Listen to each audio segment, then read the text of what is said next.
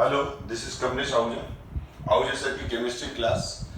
हमारा previous classes में molecular orbital theory continuous चल रहा है और लास्ट क्लास तक मैंने सारे मोलिकुलर ऑर्बिटल डायग्राम आपको एक्सप्लेन कर चुका हूँ। मैं बॉन्ड ऑर्डर कैसे फाइंड आउट करते हैं। आज मोलिकुलर ऑर्बिटल थ्योरी का ही ये एक तरह से पार्ट है, linear combination of atomic orbitals, जिसको LCAO थ्योरी भी बोलते हैं हम। और ये थ्योरी ऑलरेडी अगर यह देखा जाए तो डिस्कस हो चुकी है, पर बस अब हम इसको थोड़ा सिस्टमेटिक कर रहे हैं, पॉइंट वाइज कवर कर रहे हैं इसको, और कुछ नहीं है। जो भी टॉपिक से ऑलमोस्ट पढ़े हुए हैं या उससे मिलते जुलते कंसेप्ट हम ऑलरेडी प्रीवियस क्लासेस में डिस्कस कर चुके हैं। Linear combination of atomic orbital यही कहता है कि जब दो डिफरेंट एटम्स के एटॉमिक ऑर्बिटल्स एक दूसरे को ओवरलैप करते हैं तो साइमल्टेनियसली इन ऑर्बिटल से रिलेटेड जो उनके वेव फंक्शन है वो वेव फंक्शन भी साइमल्टेनियसली ओवरलैप करते हैं। वेव फंक्शन का मतलब इलेक्ट्रॉन्स की वेव के एम्पलीट्यूड भी। अब ये जो वेव फंक्शंस हैं वो जब ये जो वेव फंक्शन है ये वेव फंक्शन अगर सेम फेस में ओवरलैप करते हैं तो बॉन्डिंग मॉलिक्यूलर ऑर्बिटल बनते हैं, और ऑपोजिट फेस में ओवरलैप करते हैं तो एंटी बॉन्डिंग मॉलिक्यूलर ऑर्बिटल बनते हैं। दो डिफरेंट एटॉमिक ऑर्बिटल के जो वेव फंक्शन हैं वो सेम फेस में ओवरलैप करते हैं। मतलब जब वो ओवरलैप कर रहे हैं तो वो इस तरह से ओवरलैप हो रहा है कि ए एटम के वेव फंक्शन और बी एटम के वेव फंक्शन दोनों सेम फेस में ओवरलैप कर रहे हैं। यानी ए का अगर क्रस्ट है तो बी का भी क्रस्ट है, और ए का ट्रफ है और बी का भी ट्रफ है। यानी दोनों वेव जो इलेक्ट्रॉन्स की वेव्स हैं, जब इलेक्ट्रॉन्स की वेव्स एक दूसरे को ओवरलैप कर रही है तो दोनों के क्रस्ट और दोनों के ट्रफ एक दूसरे के ऊपर पैरेलल ओवरलैप कर रहे हैं। इससे बॉन्डिंग मॉलिक्यूलर ऑर्बिटल बनता है और दो न्यूक्लियस के बीच में नेट इलेक्ट्रॉन डेंसिटी इंक्रीज हो जाती है। और अगर ऑपोजिट फेस में ओवरलैप करते हैं यानी ए का क्रस्ट और बी का ट्रफ, और इसी तरह से ए का ट्रफ और बी का क्रस्ट, ठीक है, तो तब हम इसको बोलते हैं opposite wave function.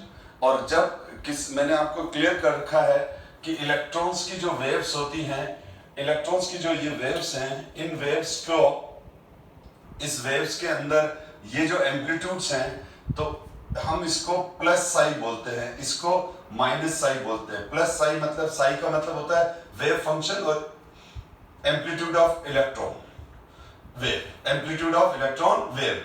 Wave Sai is called wave function. हम इसको क्या कहते हैं? This is called wave function. और वेव फंक्शन क्या है? एम्पलीट्यूड है। किसका एम्पलीट्यूड है? इलेक्ट्रॉन की वेव का, ठीक है। तो यहां हम अब लेकिन LCAO में, linear combination of atomic orbital में, अब हम खाली प्लस लिखेंगे। प्लस का मतलब हो गया क्रस्ट से हो गया, और माइनस का मतलब हो गया ट्रफ से।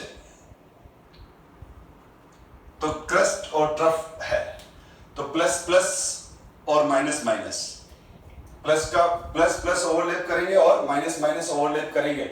जब प्लस प्लस ओवरलैप करेगा मतलब क्रस्ट ओवरलैप कर रहा है, माइनस माइनस ओवरलैप कर रहा है मतलब ट्रफ ओवरलैप कर रहा है। तो जब प्लस से प्लस और माइनस से माइनस ओवरलैप करेंगे तो हम बोलेंगे सेम फेस में है। जब प्लस से माइनस और माइनस से प्लस ओवरलैप करेगा तो हम बोलेंगे ऑपोजिट फेस में है। तो लीनियर एटॉमिक कॉम्बिनेशन LCO से ही इसने डिफरेंट मोलिकुलर ऑर्बिटल्स को एक्सप्लेन किया। तो देखते हैं ये क्या है। तो there are two way of linear combination of atomic orbital. One is by the addition combination, मतलब same phase, while the second is by the subtractive मतलब opposite face, subtractive मतलब opposite face combination of atomic orbital, the overlapping of two 1s atomic orbital by linear additively combination. The region between the two nuclei has plus into plus equals to algebraic plus sign. This implies that the electron charge density in the region between the two nucleus would get intensified, मतलब increase हो गई और bonding molecular orbital बन गया, ठीक है। जैसे ये देखो, अब ये समझो बेटा, ये सारे पॉइंट हम प्रीवियस क्लासेस में डिस्कस कर रखे हैं। ये एस एटॉमिक ऑर्बिटल है, ये एस एटॉमिक ऑर्बिटल है, ये दूसरा एस है, ये दो डिफरेंट एटम्स के एस एटॉमिक ऑर्बिटल है। यहां पर प्लस लिखा हुआ है, यहां पर प्लस लिखा हुआ है, और ये दोनों प्लस प्लस आपस में ओवरलैप कर रहे हैं। तो प्लस प्लस का मतलब समझ गए, क्रस्ट से क्रस्ट और ट्रफ से ट्रफ, यानी एडिशन हो रहा है और बॉन्डिंग मोलिकुलर ऑर्बिटल बन गया। तो ये linear atomic LCO, linear combination of atomic orbital के अकॉर्डिंग अगर पूछे तो इस तरह से अपन को लिखना है कि ये resultant bonding sigma S molecular orbital बन गया। और अगर एंटी बॉन्डिंग LCO के according anti bonding S orbital, S molecular orbital पूछे, ABMO क्या होगा, तो ये देखो, ये दो डिफरेंट एटॉमिक ऑर्बिटल हैं, इनके वेव फंक्शन ऑपोजिट फेस में ओवरलैप कर रहा है, ये प्लस है ये माइनस है, तो इसके क्रस्ट, इसका क्रस्ट इसके ट्रफ से कर रहा है, ठीक है। तो इसका जब क्रस्ट इसके ट्रफ से करेगा तो ये एक दूसरे को कैंसिल आउट कर देंगे और दो न्यूक्लियस के बीच में इलेक्ट्रॉन डेंसिटी जीरो हो जाएगी। तो जहां मेरा ये अभी ये पॉइंट आउट कर रहा हूं, या मैं ये बोलूं कि जहां मैंने रेड पॉइंट बना दिया, ये जो रेड पॉइंट दिख रहा है आपको, red dot, this is the nodal point, और ये जो है ये न्यूक्लियस है। तो दो न्यूक्लियस के बीच में नेट इलेक्ट्रॉन डेंसिटी जीरो हो गई। This is the anti bonding sigma 1s star molecular orbital, ठीक है। हम आगे डिस्कस करते हैं। अब यहां पर देखो, तो यहां पर यही लिखा हुआ है combination of 2p atomic orbitals. अब आ जाता है, ये तो SS का था, अब यहां आता है combination of 2p atomic orbitals. तो हमको मालूम है कि मैंने प्रीवियस क्लास में बताया था कि there are 3p orbitals, namely 2px, 2py and 2pz, which are directed in space along the x, y and z coordination axis, यानी px, py, pz एक दूसरे से 90 डिग्री के एंगल पे होते हैं रेस्पेक्टिवली, ठीक है। तो we can assume, क्योंकि LCO ने जो assume किया है वही ले रहा हूं मैं, we can assume z axis as a internuclear axis and the x and y axis would then the perpendicular to the internuclear axis। यानी जैसे अगर ये एक मॉलिक्यूल है BeCl2 का, समझो बेटा, तो यहां पर जो ये ब्लैक डॉट बना रहा हूं, ये ब्लैक डॉट बता रहे हैं न्यूक्लियस को, ये क्लोरीन का न्यूक्लियस है, ये बेरिलियम का न्यूक्लियस है, ये क्लोरीन का न्यूक्लियस है। तो यहां से ये जो ब्लू वाला जो एक्सिस पास हो रहा है, this axis is called Z axis, this axis is called internuclear axis. और इसके जो परपेंडिकुलर दो एक्सिस आएंगे, एक जो ये वाला आ रहा है, ये वाला, अब इसको अपन ने x ले लिया, और दूसरा आप देख लो टूवर्ड्स व्यूअर आ रहा है ये मार्कर, तो ये y आ गया। तो ये दोनों परपेंडिकुलर एक्सिस हो गए, x और y किसके, z एक्सिस के, और z एक्सिस को हम क्या बोलते हैं, internuclear axis. The x and y would then be perpendicular to the internuclear axis, the combination of 2p atomic orbitals। तो अब जो ये जो मैंने आपको बताया था कि यहां पर जो ये ओवरलैपिंग होती है, प्रीवियस क्लास में हमने डिस्कस किया था, तो यहां पर जो ये ओवरलैपिंग होती है, तो यहां ओवरलैपिंग तीन ओवरलैपिंग होती है। There is 3 type of overlapping. ये px था, ये pz था, ये py था, ये py है, ये pz है, और ये px है। तो pz this overlapping is called pz overlapping, this overlapping is called pz overlapping, और ये कोएक्सियल ओवरलैपिंग है, इससे सिग्मा बॉन्ड बनेगा। और ये वाली जो ओवरलैपिंग है, इससे पाई बनेगा, ये कोलेटरल ओवरलैपिंग है।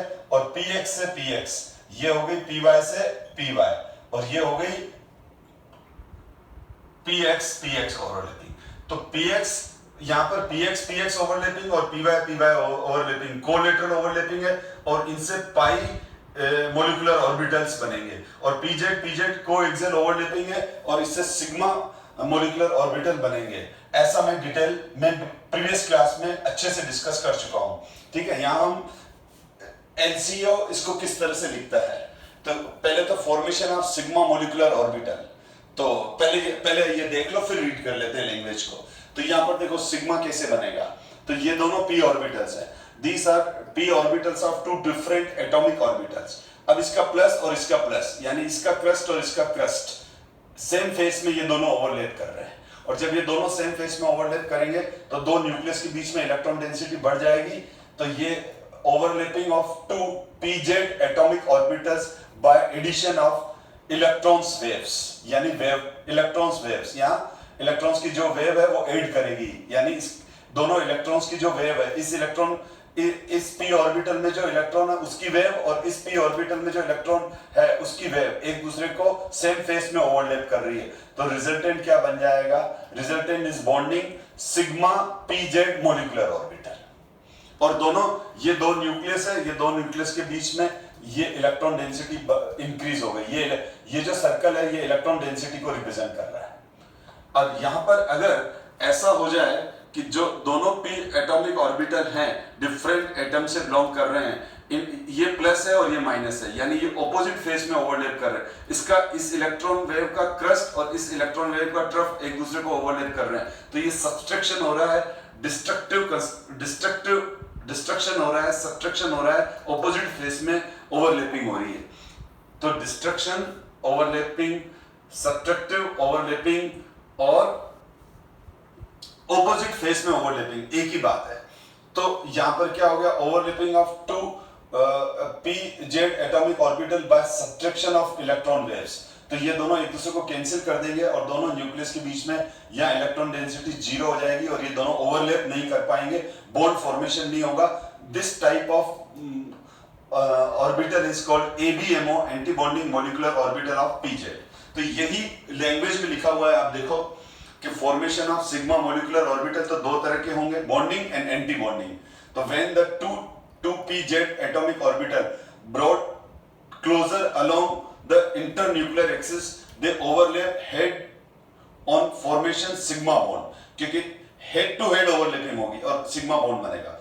और when the two orbitals overlap by the addition of electron waves, that is with same signs plus plus और माइनस माइनस लोब्स ओवरलैप, ठीक है। लोब्स मतलब प्लस प्लस का मतलब क्रस्ट से क्रस्ट ओवरलैप कर रहा है, माइनस माइनस का मतलब ट्रफ से ट्रफ ओवरलैप कर रहा है, और हम अभी समझ में आ जाएगा। और bonding molecular orbital is formed, यानी वही है कि ये बोल रहा है कि 2pz head to head overlap करके सिग्मा बॉन्ड बनाते हैं, सिग्मा मॉलिक्यूलर ऑर्बिटल बनाएंगे। वही अगर वो सेम फेस में होंगे तो सिग्मा, और अगर वो ऑपोजिट फेस में आ जाएंगे तो एंटी बॉन्डिंग। तो ये लैंग्वेज आप खुद पोस्ट करके एक बार रीड कर लेना, सिंपल है। आप ये जो कुछ लिखा हुआ है उसी की लैंग्वेज की है। अब इसी तरह से ये देखो पाई वाली, पहले पाई का फॉर्मेशन देख लो, फिर पाई की लैंग्वेज देख लेते हैं। अब यहां पर क्या होता है? पाई बॉन्ड तो कोलेटरल ओवरलैप करता है, ठीक है, जैसे मैं बोल रहा था नमस्ते वाला, ठीक है, यानी ये दोनों एक दूसरे से कोलेटरल ओवरलैप करेंगे। तो देखो ये प्लस प्लस और ये माइनस माइनस। अब यहाँ ये ऐसे लिखते हैं, ये लोब है बेटा, p ऑर्बिटल डंबेल होता है, ये डंबेल है, ये पूरा एक डंबेल है, इसमें दो लोब है, लोब नंबर 1, लोब नंबर 2। तो ये प्लस वाला लोब मतलब क्रस्ट है, ये माइनस वाला लोब मतलब ट्रफ है, ये क्रस्ट और ट्रफ। तो ये दोनों प्लस से प्लस ओवरलैप कर रहा है, माइनस से माइनस ओवरलैप कर रहा है। तो ये प्लस से प्लस, माइनस से माइनस, तो ये कोलेटरल ओवरलैपिंग हो गया, तो पाई एमओ बन गया। तो overlapping of 2px atomic orbital by addition of electron waves, ठीक है, इलेक्ट्रॉन वेव्स से आगे लिखा हुआ नहीं है। और अब क्या हो जाएगा? दो न्यूक्लियस के बीच में इलेक्ट्रॉन डेंसिटी बढ़ जाएगी, resultant is bonding pi p molecular orbital is form. px है, अगर ये px है तो ये px वाला BMO बन जाएगा, और अगर ये z एक्सिस वाले हैं तो ये z एक्सिस वाला BMO बन जाएगा। और आप ये देखो दूसरा वाला जो है, दूसरे वाले में प्लस के साथ माइनस है और माइनस के साथ प्लस है। तो यहाँ पर कुल मिला के क्या हुआ? ऑपोजिट फेस में हो गया, यानी ये जब ओवरलैप कर रहे हैं तो एक दूसरे को कैंसिल कर रहे हैं। ये क्रस्ट और ट्रफ एक दूसरे को ओवरलैप कर रहे हैं, तो क्रस्ट की एनर्जी और ट्रफ की एनर्जी एक दूसरे को न्यूट्रलाइज कर रही है। और यहाँ पर ये ट्रफ है और ये क्रस्ट है, तो क्या हो जाएगा? ये ओवरलैपिंग हो रही है सब्ट्रैक्टिव मैनर में, डिस्ट्रक्टिव मैनर में, ठीक है। तो ये दोनों एक दूसरे को रिपेल कर जाएंगे, क्योंकि दो न्यूक्लियस के बीच में इलेक्ट्रॉन डेंसिटी हो गई 0। अब जब दो न्यूक्लियस के बीच में यहाँ इलेक्ट्रॉन डेंसिटी 0 हो गई, दो न्यूक्लियस के बीच में इलेक्ट्रॉन डेंसिटी 0 हो गई, तो ये दोनों न्यूक्लियस एक दूसरे को रिपेल करेंगे इस तरह से फिगर, इसीलिए इस तरह का फिगर बनाया हुआ है। तो यहाँ पर क्या हो गया? ये एंटी बॉन्डिंग मॉलिक्यूलर ऑर्बिटल बन गया है। तो ये पाई एंटी बॉन्डिंग मॉलिक्यूलर ऑर्बिटल है। अब ये पाई एंटी, तो ये दो तरह के होते हैं। अगर x पे हो रहे हैं तो x डायमेंशन वाले MO और x वाले MO, यानी px का बॉन्डिंग और एंटी बॉन्डिंग। और अगर ये y एक्सिस होगा तो y एक्सिस वाला पाई BMO और ये y एक्सिस वाला पाई एंटी बॉन्डिंग हो जाएगा।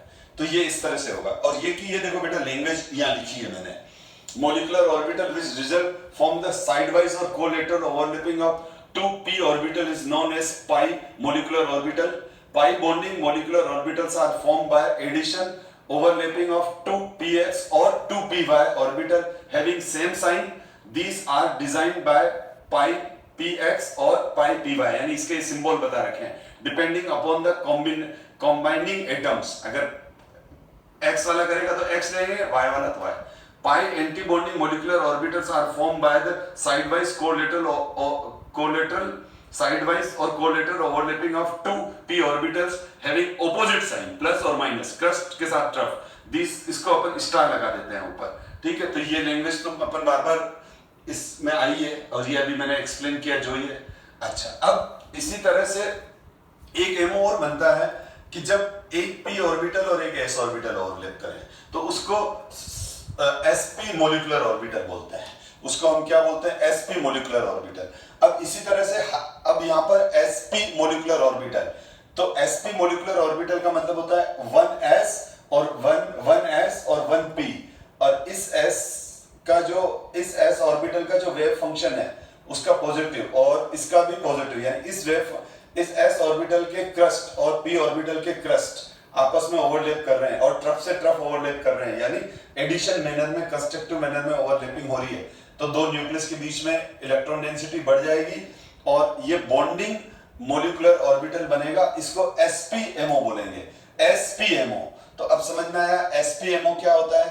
sp-MO मतलब एक s ऑर्बिटल और एक p ऑर्बिटल आपस मिलके, तो अगर वो सेम फेस में है तो sp का bmo बन जाएगा, और अगर ये जैसे यहाँ ऑपोजिट फेस में है, ये ऑपोजिट फेस में है, तो sp का एंटी बॉन्डिंग बन जाएगा. अब इसी तरह से sp-MO है तो sp2-MO भी होता है, sp3-MO भी होता है. अगर आपसे कोई पूछे कि सिग्मा sp2-MO क्या होगा, सिग्मा sp2 मोलिकुलर ऑर्बिटल क्या होगा, तो sp2 और sp3, तो वही वाली बात है. sp का मतलब 1s और 1p ऑर्बिटल जब ओवरलैप करते हैं तो जो MO बनेगा उसको sp-MO बोलेंगे. इसी तरह से 1s और 2p, इसी तरह से 1s और 2p ऑर्बिटल हो जाए और वो सेम फेस में तीन ऑर्बिटल एक साथ ओवरलैप करते हैं तो उसको बोलते हैं सिग्मा sp2-MO. इसी तरह से 1s और 3p ऑर्बिटल, और यानी चार ऑर्बिटल एक साथ ओवरलैप कर रहे हैं, एक s और 3p ऑर्बिटल, एक s और 3p ऑर्बिटल, तो उसको बोलेंगे sp3-MO. लेकिन मैं क्लियर कर दूं, sp-MO, sp2-MO, sp3-MO हमारे जनरली सिलेबस में नहीं है, पर कई कॉम्पिटिटिव एग्जाम्स में अगर क्वेश्चन आ जाए तो ये इतना टफ भी नहीं है sp, sp2 और sp3 को डिफाइन करना. और वो एंटी बॉन्डिंग में क्या हो जाएगा, 1s और 1p डिस्ट्रक्टिव मैनर में, यानी एक प्लस है तो दूसरा माइनस ओवरलैप करेगा तो एंटी बॉन्डिंग बन जाएगा. यहाँ पर भी एंटी बॉन्डिंग sp, sp2 और sp3 हो जाएगा. ठीक है, तो ये अब इसके बाद सिग्मा एमओ और पाई एमओ के बारे में हम बहुत अच्छे से डिस्कस कर चुके हैं. आप इसको पोस्ट करके और रीड कर लो, क्योंकि ये मैंने बार बार पिछली क्लास में भी डिस्कस किया और अभी भी डिस्कस किया है कि बेसिक डिफरेंस क्या है इनके बीच में, सिग्मा एमओ और पाई एमओ. वो ये स्ट्रॉन्ग है, ये वीक है, ये को एक्सियल ओवरलैपिंग है, ये कोलेटरल ओवरलैपिंग है. ठीक है, ये इंटरन्यूक्लियर एक्सिस के सराउंडिंग इसकी इलेक्ट्रॉन डेंसिटी बनती है, जबकि इसकी इलेक्ट्रॉन डेंसिटी परपेंडिकुलर बनती है. मैंने अभी बताया जेड एक्सिस को हम इंटरन्यूक्लियर एक्सिस अज्यूम करते हैं, जेड एक्सिस पर जो बॉन्ड बन रहा है उसको हम सिग्मा बॉन्ड कह रहे हैं. अब हम यहाँ पर देखो, अब यहाँ पर ये एनसीईआरटी बुक से ही ये कॉपी पेस्ट किया हुआ है मैंने. तो ये दो तरह की ओवरलैपिंग बता रखी है, पॉजिटिव ओवरलैपिंग और नेगेटिव ओवरलैपिंग. तो देखो प्लस से प्लस हो रहा है, पॉजिटिव ओवरलैपिंग, प्लस से प्लस हो रहा है, पॉजिटिव. ये देखो प्लस से प्लस, माइनस से माइनस, पॉजिटिव. ये भी प्लस से प्लस और माइनस से माइनस. तो ये कोलेटरल, ये दोनों कोलेटरल ओवरलैपिंग है. ये डायमेंशन अलग है बेटा, ठीक है, अलग अलग डायमेंशन पे हो रही है. तो यहाँ पर ये कौन सी ओवरलैपिंग हो गई, ये को एक्सियल ओवरलैपिंग हो गई, सिग्मा वाली पॉजिटिव ओवरलैपिंग हो गई. ये को एक्सियल है, एस ऑर्बिटल तो हमेशा ही सिग्मा बॉन्ड बनाता है, ये कोलेटरल ओवरलैपिंग हो गई. ठीक है ना, और ये भी कोलेटरल हो गई. ये है px, ये वाला जो एक्सिस है ये तो जेड एक्सिस है, दिस एक्सिस इज जेड, और ये वाला कौन सा हो गया, एक्स एक्सिस. ये हो गया एक्स एक्सिस, और यहाँ पर ये टेढ़ा लिया हुआ है, यानी ये वाई एक्सिस है. तो ये हो गया पीजेड पीजेड कोएक्सियल ओवरलैपिंग, ये हो गई पीएक्स पीएक्स कोलेटरल ओवरलैपिंग, ये हो गई पीवाई पीवाई कोलेटरल ओवरलैपिंग। लेकिन इन ओवरलैपिंग को हम पॉजिटिव ओवरलैपिंग कहते हैं। पॉजिटिव ओवरलैपिंग इसीलिए कह रहे हैं, क्लियर है, सब्ट्रैक्टिव हो रही है, प्लस से प्लस हो रहा है, माइनस इधर है, यहाँ प्लस से प्लस हो रहा है, ये plus plus minus minus, plus plus minus minus. तो ये तो हो गई हमारी पॉजिटिव ओवरलैपिंग। नेगेटिव ओवरलैपिंग में क्या होगा, क्रस्ट के साथ टफ, यानी पॉजिटिव ओवरलैपिंग का मतलब सेम फेस ओवरलैपिंग। कौन सा हो गई, सेम फेस वाली ओवरलैपिंग, ठीक है। एडिशन हुआ यहाँ पर, यहाँ पर ये कौन सा हो गया, एडिशन वाली हो गई। अगर हम वहां पर देखें तो ये होता है ऑपोजिट फेस वाली, ऑपोजिट फेस वाली, यानी यहां पर ये सब्सट्रैक्शन वाली हो गई, सब्सट्रैक्शन, ठीक है। तो यहां पर क्या हो जाएगा, देखो यहां प्लस है तो ये माइनस है, ये माइनस है तो ये प्लस है, ये प्लस माइनस माइनस प्लस, ये प्लस माइनस, ये माइनस प्लस, तो ये सब्सट्रैक्शन हो गया, यानी ये क्रस्ट के साथ ट्रफ है, ठीक है। तो इस तरह से अगर आपको कोई पूछे कि पॉजिटिव ओवरलैपिंग क्या होती है तो समझ में आ गया। पॉजिटिव ओवरलैपिंग का मतलब सेम फेस वाली ओवरलैपिंग है, जिससे पॉजिटिव ओवरलैपिंग से बीएमओ बनते हैं, इन सब से बीएमओ बनेंगे। और नेगेटिव जो नेगेटिव ओवरलैपिंग है यानी ऑपोजिट फेस वाली, ये सब्सट्रैक्शन होता है, इसमें क्रस्ट के साथ ट्रफ वाला वेव फंक्शन आपस में ओवरलैप करता है, इससे एंटी बॉन्डिंग मॉलिक्यूलर ऑर्बिटल्स बनते हैं। तो ये इसके बाद जो आता है नेक्स्ट बेटा, जीरो ओवरलैपिंग भी होती है। जीरो ओवरलैपिंग क्या होती है, जहां ओवरलैपिंग ही पॉसिबल नहीं हो। तो यहां पर देखो कौन ओवरलैप नहीं करेंगे, एक पी ऑर्बिटल और एक एस ऑर्बिटल इस तरह से ओवरलैप नहीं कर सकते हैं, ठीक है ना। क्यों, क्योंकि इनकी इलेक्ट्रॉन डेंसिटी इधर और इधर है और इसकी इधर है, यानी इस एस ऑर्बिटल के वेव फंक्शन, ठीक है, एस मतलब ये ओवरलैपिंग यू हो गई बेटा, ये देखो ओवरलैपिंग या तो इस ऐसे होगी, देखो बात मेरी समझो, ये ओवरलैपिंग ये ऐसे होगी, ठीक है। अब ऐसे ओवरलैपिंग भी अब दो तरह की होगी, पॉजिटिव और नेगेटिव। अगर ये ओवरलैपिंग सेम फेस में हो गई तो पॉजिटिव, ऑपोजिट फेस में होगी तो नेगेटिव। इसी तरह से ये तो हो गई कोएक्सियल ओवरलैपिंग, और दूसरी होती है कोलेटरल यानी नमस्ते स्टाइल वाली। तो अब इस ओवरलैपिंग में क्या होगा, ये ओवरलैपिंग हो गई। अब इसमें यही है कि इसमें भी सेम फेस और ऑपोजिट फेस आएगा जो डिस्कस कर चुके, लेकिन एक ऑर्बिटल ऐसे हो और एक को ऐसे हो तो नहीं होगी ओवरलैपिंग, ये जीरो ओवरलैपिंग है। तो देखो यहां पर तो इलेक्ट्रॉन डेंसिटी जीरो है, ठीक है, क्योंकि जो ये तो सेंटर, ये तो न्यूक्लियस को बता रहा है। तो एक तरह से ये एस ऑर्बिटल न्यूक्लियस को ओवरलैप कर रहा है, न कि इन पी ऑर्बिटल की इलेक्ट्रॉन डेंसिटी के साथ ओवरलैप कर रहा है। यानी पी ऑर्बिटल के जो वेव फंक्शन है, पी ऑर्बिटल का वेव फंक्शन तो कहां है, ये ब्लू वाला तो न्यूक्लियस है, ये ब्लू वाला तो उस एटम का न्यूक्लियस है, और जो वेव फंक्शन है वो तो ये है रेड वाले। तो वेव फंक्शन तो अलग जगह चलेगा, यानी यहाँ इलेक्ट्रॉन डेंसिटी नहीं है, ये तो नोड है, क्योंकि न्यूक्लियस है तो न्यूक्लियस वाली लाइन पर, ये न्यूक्लियस वाला जो ये लाइन है, ये तो नोडल लाइन है, ये तो नोडल है किसका, ये तो नोडल प्लेन है, कौन सा, पी का, ये तो नोडल है, ठीक है। नोडल पर इलेक्ट्रॉन डेंसिटी क्या होती है, नोडल पर साई स्क्वायर की वैल्यू क्या होती है, जीरो, इलेक्ट्रॉन डेंसिटी क्या होती है, जीरो। तो अब इस केस में क्या हो गया, यह इलेक्ट्रॉन डेंसिटी जीरो हो गई। तो जीरो इलेक्ट्रॉन डेंसिटी के साथ एस ऑर्बिटल की वेव फंक्शन थोड़ी ओवरलैप कर सकते हैं, ठीक है। जैसे यहाँ कोई मेरे सामने कुछ है ही नहीं तो ये हाथ तो सीधा चला गया, लेकिन कुछ होगा तो ओवरलैप होगी ना। तो यहाँ पर कुछ है ही नहीं, इलेक्ट्रॉन डेंसिटी है ही नहीं, यहाँ इस लाइन पर, इस प्लेन पर, ये प्लेन है, लाइन नहीं है, प्लेन है पूरा, ठीक है। तो इस प्लेन पर क्या नहीं है, इस प्लेन पर कहीं इलेक्ट्रॉन डेंसिटी नहीं है। इलेक्ट्रॉन डेंसिटी नहीं होगी तो ओवरलैपिंग नहीं होगी, तो इस तरह की ओवरलैपिंग पॉसिबल नहीं है, ठीक है ना। तो इसको बोलते हैं जीरो ओवरलैपिंग। इसी तरह से एक ये पीएक्स और पीवाई, इसमें भी ओवरलैपिंग नहीं होगी, और ओवरलैपिंग अगर होगी, देखो ओवरलैपिंग या तो यूं होगी या फिर यूं होगी, एक ऑर्बिटल ऐसा है एक ऐसा है तो नहीं हो सकती। अब यहाँ तो दोनों का न्यूक्लियस ओवरलैप कर रहे हैं, आप समझ गए ना। ये जहां मैंने किसको पकड़ रखा है, ये मार्कर नहीं है, पी ऑर्बिटल है, और मैंने किसको पकड़ रखा है, न्यूक्लियस को। एक लोब ये रहा और दूसरा लोब ये रहा, एक लोब ये रहा दूसरा लोब ये रहा, ये दूसरा पी ऑर्बिटल पकड़ रखा है। कहां से पकड़ रखा है, न्यूक्लियस से। ये ऊपर वाला एक लोब, ये नीचे वाला। अब ये देखो दोनों न्यूक्लियस ही तो ओवरलैप कर रहे हैं, न्यूक्लियस थोड़ी करेंगे तो रिपल्शन वाली स्टेट आ जाएगी। ये जहां मैंने किसको पकड़ रखा है, मार्कर को नहीं। आप इस मार्कर को पी ऑर्बिटल मानो, और जिस चीज जहां मेरा थंब और फिंगर है, जहां से मैंने पकड़ रखा है, वो पॉइंट न्यूक्लियस है। यहाँ पर ये पॉइंट न्यूक्लियस है, तो ये ओवरलैपिंग नहीं होगी। यानी ये पी एक्स ऑर्बिटल है, ये पी वाई ऑर्बिटल है, नो ओवरलैपिंग। तो इस तरह से ये दोनों ओवरलैपिंग हम कभी आ जाए। जीरो ओवरलैपिंग का मतलब क्या होता है? नोडल पर जब ओवरलैपिंग होती है, जहां इलेक्ट्रॉन डेंसिटी जीरो होती है, तो हम उसको बोलते हैं जीरो ओवरलैपिंग। एग्जांपल ये दो हैं। तो इस तरह से हमने पूरा का पूरा क्या डिस्कस किया यहां पर हमने।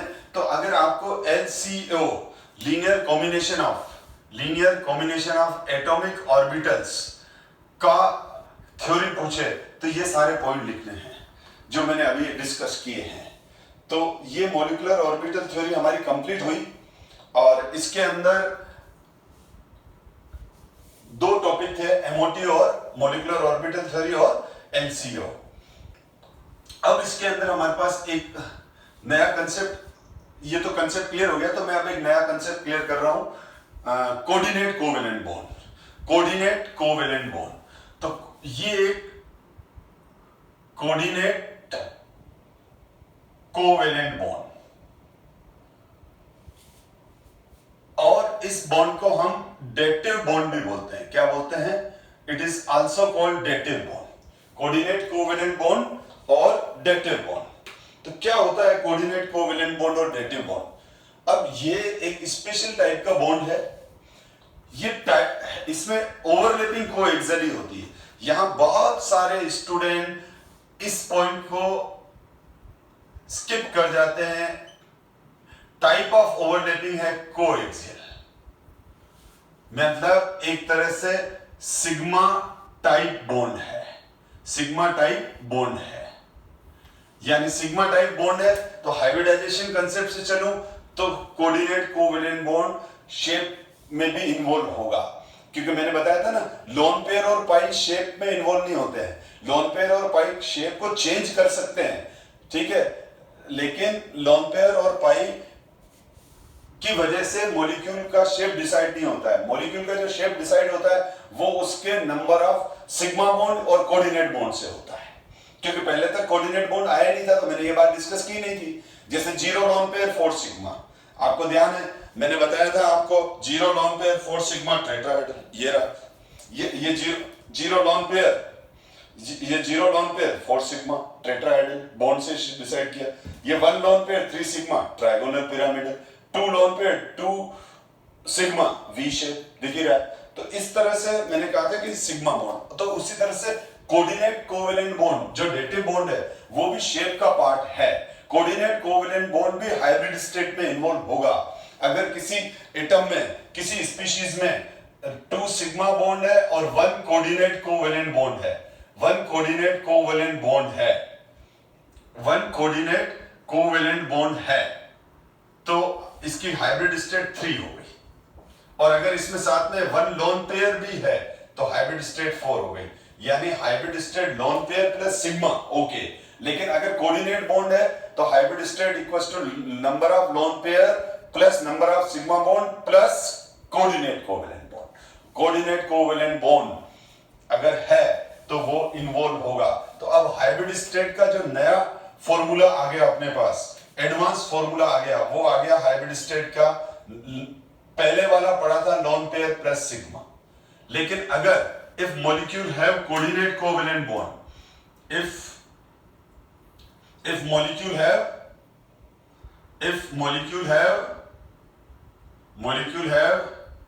coordinate covalent bond, yes, आपको बता रहा हूं मैं।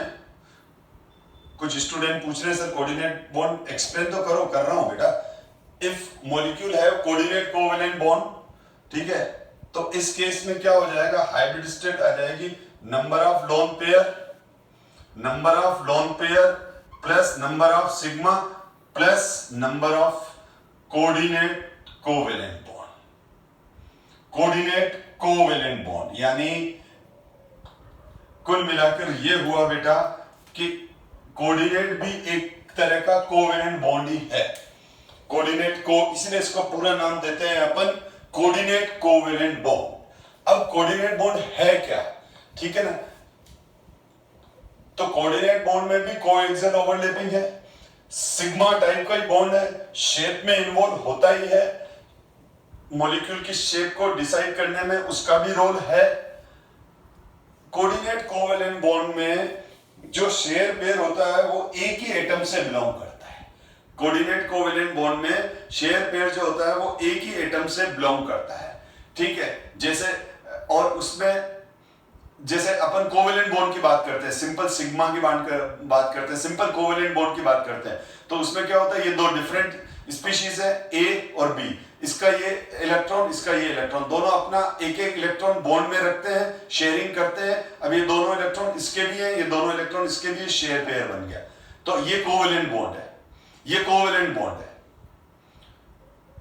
इसमें दोनों इलेक्ट्रॉन, दो इलेक्ट्रॉन है बॉन्ड में, लेकिन दोनों इलेक्ट्रॉन में से एक इसका है, ए का है, और दूसरा बी का है। लेकिन कोऑर्डिनेट कोवेलेंट बॉन्ड में क्या होता है, एक के पास लोन पेयर होता है, दूसरे के पास वेकेंट ऑर्बिटल होता है। तो लोन पेयर वाला स्पीशीज जिसके पास लोन पेयर है, जैसे अब यहां पर ए के पास लोन पेयर है और ये बी है, इसके पास ये वेकेंट ऑर्बिटल है, ये वेकेंट ऑर्बिटल है।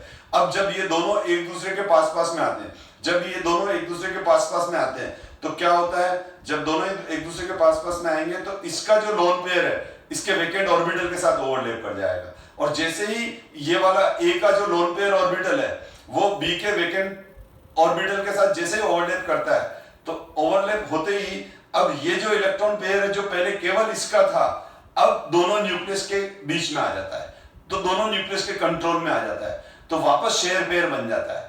लेकिन इस शेयर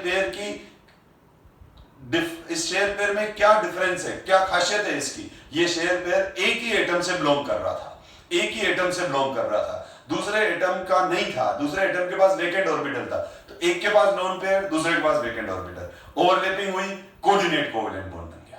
अब कोऑर्डिनेट कोवेलेंट बॉन्ड बनते ही बन गया, ठीक है, मतलब आप समझ गए, इसका लोन पेयर, इसका वेकेंट ऑर्बिटल, तो इसका जो लोन पेयर ऑर्बिटल है वो इसके वेकेंट ऑर्बिटल से ओवरलैप हुआ, ओवरलैप होते ही क्या हुआ, बी के न्यूक्लियस ने भी इस इलेक्ट्रॉन पेयर को अपने कंट्रोल में ले लिया, ए का तो पहले से ही था, तो अब ये दोनों का हो गया, तो ये शेयर पेयर हो गया।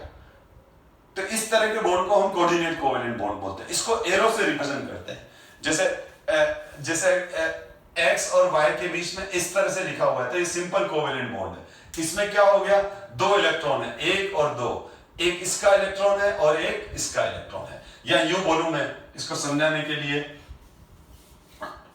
ये देखो, ये x है और ये y है, और ये x y बना दिया मैंने, तो x के पास भी एक इलेक्ट्रॉन है, y के पास भी एक इलेक्ट्रॉन है, और दोनों इलेक्ट्रॉन मिलके ये बॉन्ड बन गया।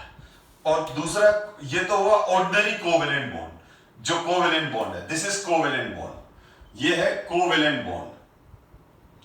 और अब आप देखो, A है और B है, तो A के पास तो लोन पेयर है, B के पास वेकेंट ऑर्बिटल है, ये वेकेंट ऑर्बिटल है, तो A के पास तो लोन पेयर है, A के पास तो क्या है, लोन पेयर है, और B के पास क्या है, वेकेंट ऑर्बिटल है। अब बॉन्ड बना तो सही, तो इस वेकेंट ऑर्बिटल को ये लोन पेयर पूरा का पूरा इसको जा रहा है, कैसे जा रहा है वो मैंने अभी आपको बता दिया, ये यूं जाने का मतलब यूं नहीं कि जा रहा है और ये छूट गया, ऐसा नहीं, ये लोन पेयर ऑर्बिटल इसके वेकेंट ऑर्बिटल से ओवरलैप किया, जैसे ही लोन पेयर ऑर्बिटल ने इस वेकेंट पी ऑर्बिटल जैसे इस लोन पेयर ऑर्बिटल ने इस वेकेंट ऑर्बिटल के साथ ओवरलैप किया, तो अब ये जो लोन पेयर था वो इस न्यूक्लियस के कंट्रोल में भी आ गया, तो दोनों के बीच में आ गया, तो शेयर पेयर बन गया ये, ठीक है। अब क्या हुआ, तो ये A और ये A और B, ठीक है, A और B, और ये दोनों के दोनों इलेक्ट्रॉन अब बीच में आ गए, जबकि पहले इसके ही थे। तो अब है ना, ये बॉन्ड और ये बॉन्ड है तो एक जैसे ही, X और Y के बीच में दो इलेक्ट्रॉन है, और यहाँ A और B के बीच में दो इलेक्ट्रॉन है, यहाँ ये जो दोनों इलेक्ट्रॉन है इसमें से ये दोनों इलेक्ट्रॉन है, तो इसमें से एक X का है, एक Y का है, और यहाँ पर ये दोनों ही किसके हैं, A के हैं।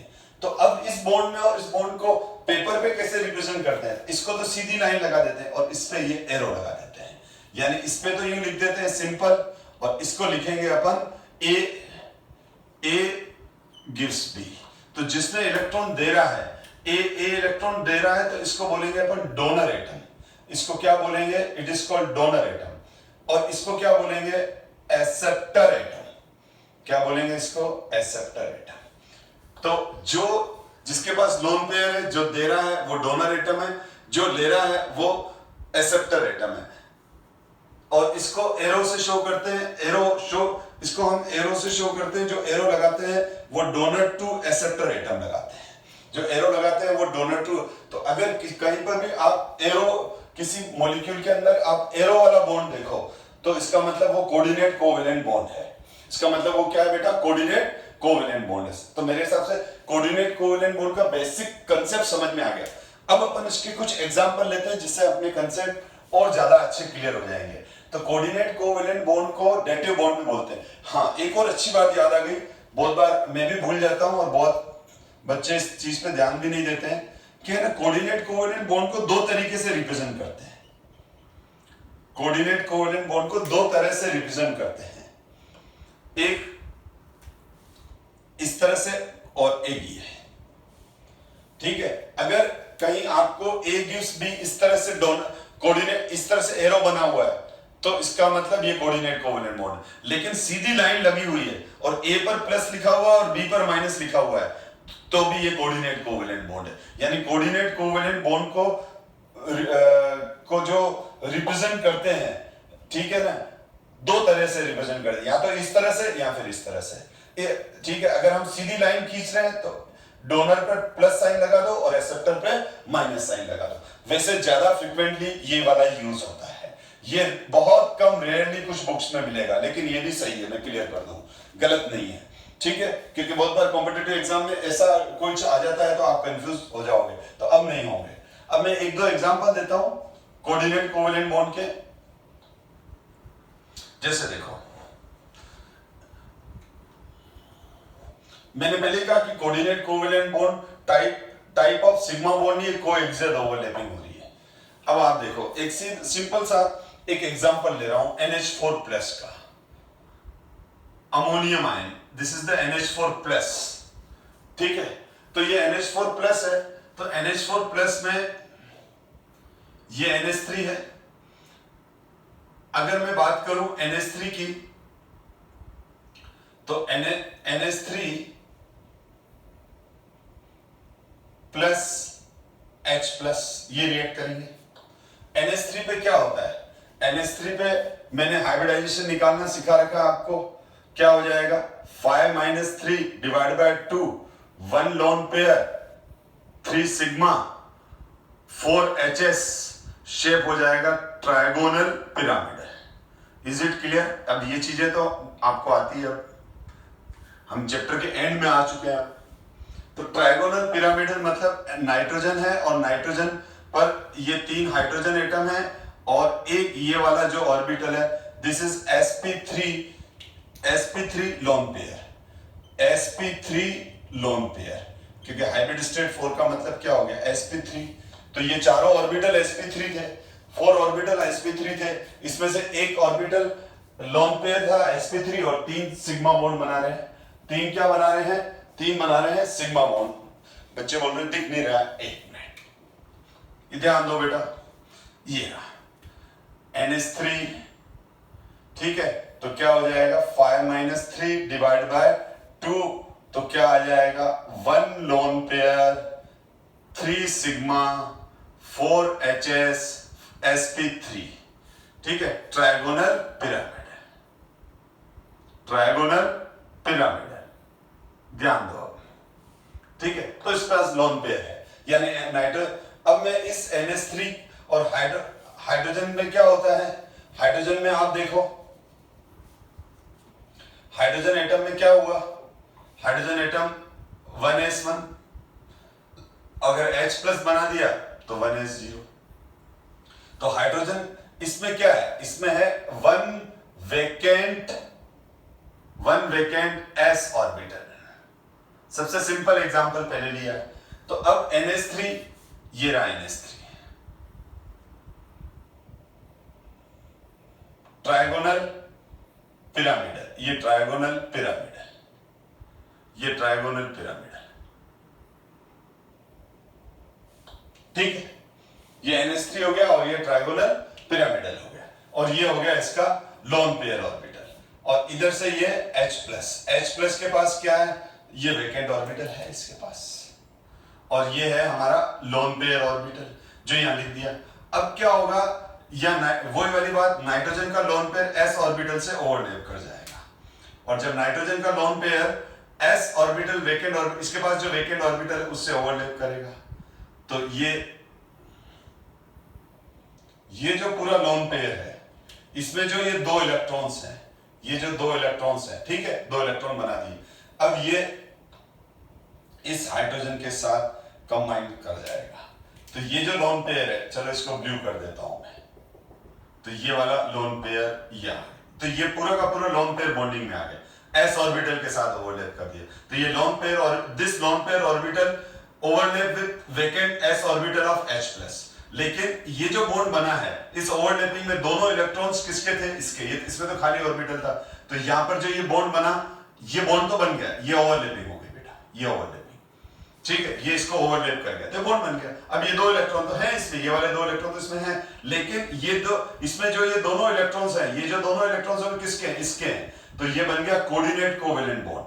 अब इसमें ये बन गया, अब आप देख लो,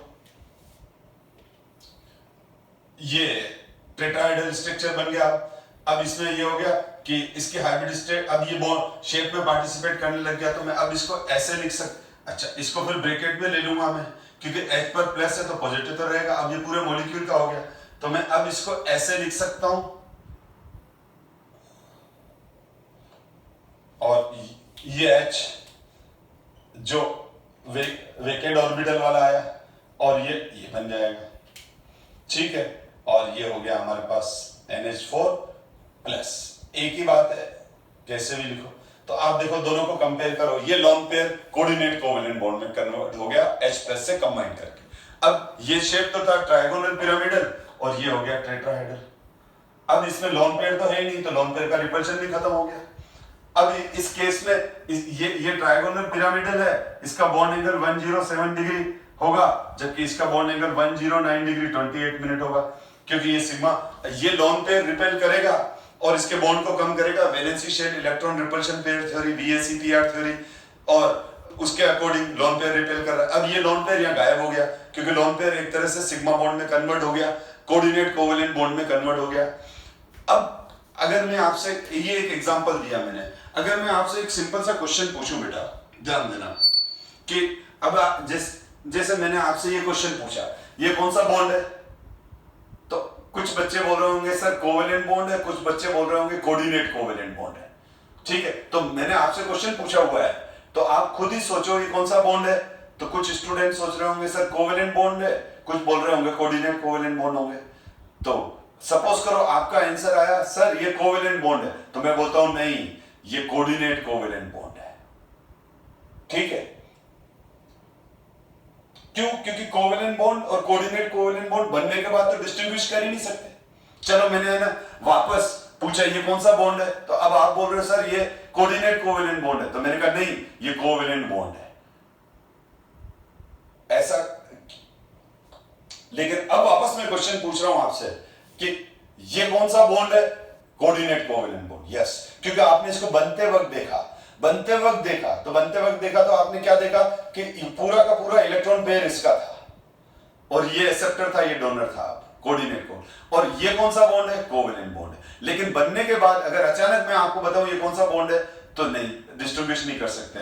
तो आपसे कोई पूछे कि बॉन्ड बनने, ये वाला बॉन्ड हम, इसका मोड ऑफ फॉर्मेशन डिफरेंट है, कोऑर्डिनेट कोवेलेंट बॉन्ड और इसमें तीनों, तो ये चारों बॉन्ड अलग अलग दिखेंगे कि एक जैसे ही होंगे, ये तीनों एक जैसे, ये डिफरेंट है। हाँ, मोड ऑफ फॉर्मेशन में ये ब्लू वाला बॉन्ड डिफरेंट है, किससे, इन तीनों से। लेकिन अगर हम देखेंगे तो ये चारों बॉन्ड बिल्कुल एक जैसे दिखेंगे। इसमें भी नाइट्रोजन और हाइड्रोजन के बीच में, इसमें भी नाइट्रोजन और हाइड्रोजन के बीच में 2 इलेक्ट्रॉन्स हैं। ये नाइट्रोजन, इस पे नाइट्रोजन के न्यूक्लियस का कंट्रोल भी है और हाइड्रोजन का भी, वैसे के वैसे इसका भी है, वैसे के वैसे इसका भी, और वैसे के वैसे इसका भी है। अब ये बात अलग है कि ये नाइट्रोजन का लोन पेयर था, लेकिन अब तो शेयरिंग में आ गया, तो इसीलिए हम क्या बोलेंगे, चारों बॉन्ड बिल्कुल एक जैसे नजर आएंगे, जैसे CH4 में चारों बॉन्ड एक जैसे नजर आते हैं। तो मैं ये बार बार इसीलिए आपको बोल रहा हूं कि हम बॉन्ड कोऑर्डिनेट कोवेलेंट बॉन्ड और ये कोऑर्डिनेट कोवेलेंट बॉन्ड और ये जो कोवेलेंट बॉन्ड है, इनका मोड ऑफ फॉर्मेशन डिफरेंट है, जो मैं क्लियर कर चुका। अदरवाइज बनने के बाद तो कोऑर्डिनेट कोवेलेंट बॉन्ड और कोवेलेंट बॉन्ड एक जैसे ही दिखते हैं, ठीक है। तो अब आपको समझ में आ गया होगा कि कोवेलेंट बॉन्ड क्या है, कोऑर्डिनेट कोवेलेंट बॉन्ड क्या है।